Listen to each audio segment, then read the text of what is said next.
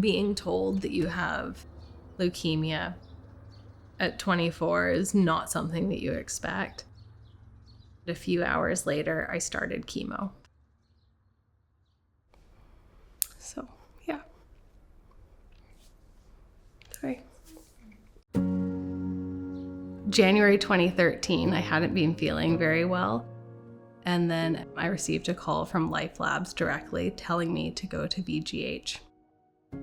I arrived, and then based on my test results, they thought it was a type of leukemia called acute promyelocytic leukemia, or APL for short. So they wanted to start me on blood transfusions, chemo, that night. I then proceeded to be an inpatient for the next 26 days. During my treatment, I avoided Googling, and I put all of my trust into the experts at VGH. Caitlin was diagnosed with acute promyelocytic leukemia. We're talking about leukemias that require emergency treatment. Caitlin was one of the patients at our center that was treated on a clinical trial that involved 2 drugs, one called Atra, and then another IV medication called arsenic trioxide. She was one of the first people treated here with that combination. Now, with that trial, which was very successful, over 90% of people with APL are now cured, so this was totally revolutionary.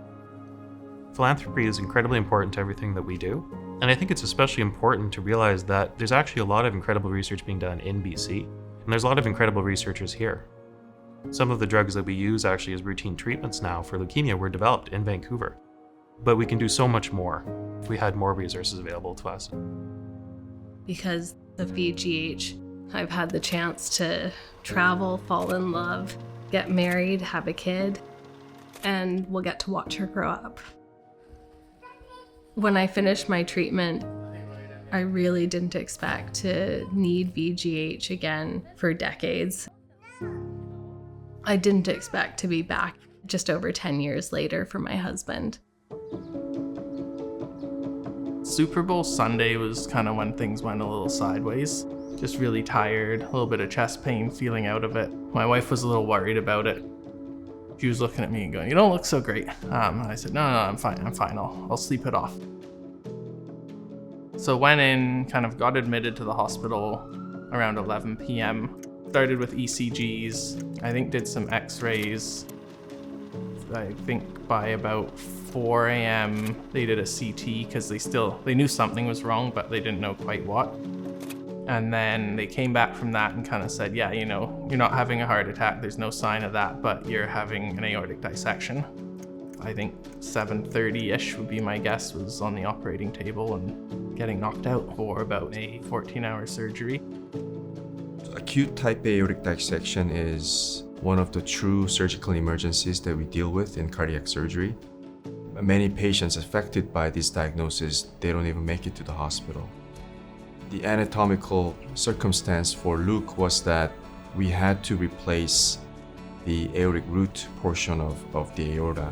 But we are fortunate to have Dr. Price and his expertise in addressing the aortic valve by performing a procedure called valve-sparing aortic root replacement.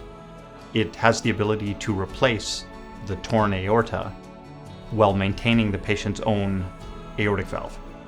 And it's a really big benefit for young patients. It allows them to have less restraints on their activity and, importantly, not be on anticoagulation. If I hadn't gone to VGH for care on that night, I'd probably be dead. I think to the staff at VGH, it would just be a massive thank you for showing up every day. I mean, they're literally saving lives, so thank you to them. If I hadn't had VGH, I might not be here today. I am so grateful for the care that I've received. I'm so grateful for the care that my husband has received. And because of that, Layla, our daughter, has 2 parents that will live long, healthy, happy lives together.